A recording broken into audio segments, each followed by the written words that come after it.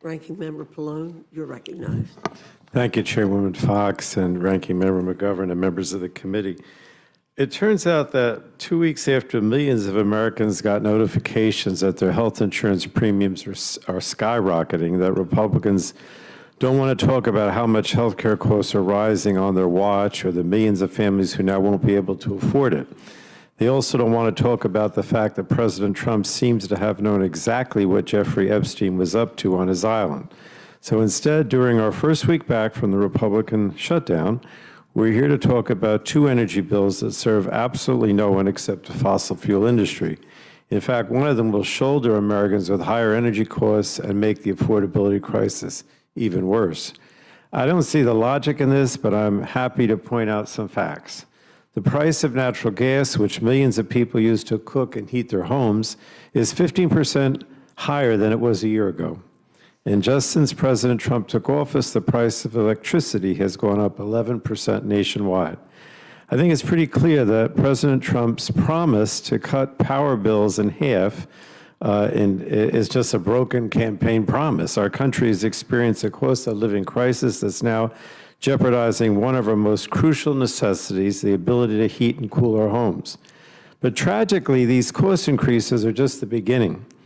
The big, beautiful bill, I call it the big, ugly bill that Republicans passed this summer, is projected to increase electricity prices by a staggering 60% on top of the rate hikes families have already endured.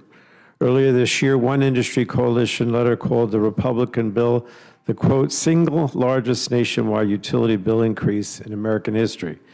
And that's because it's set to cut the deployment of clean, affordable American renewable energy in half. And that's not even mentioning the president's tariffs, which are a tax on Americans that will cost the average family about $2,000 a year. So now faced with a cost of living crisis of their own making, what do Republicans want to do? Well, they want to pass bills that would make the problem even worse. And not just a little bit, by a lot. The first bill, H.R. 1949, would allow unlimited exports of American liquid natural gas, or LNG, without asking the Department of Energy to figure out if these exports are in the public interest. Now, when we talk about the public interest that exists now that has to be cleared by the DOE before these kinds of exports take place, we're talking about prices, we're talking about strategic interests, and we're talking about environmental or climate interests. None of those would be reviewed anymore under this bill. It's just deemed in the public interest, and there's no reason to review it.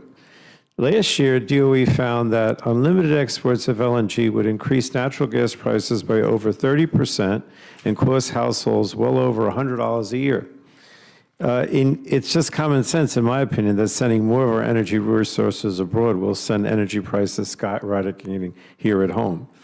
Then we have the other bill, H.R. 3109, which is just a complete waste of time.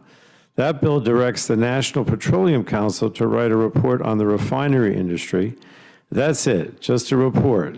I mean, now reports are a big priority. I'd like to note that when he called the slack back here last week, the Speaker Johnson, threatened that we'd be working long hours into the night.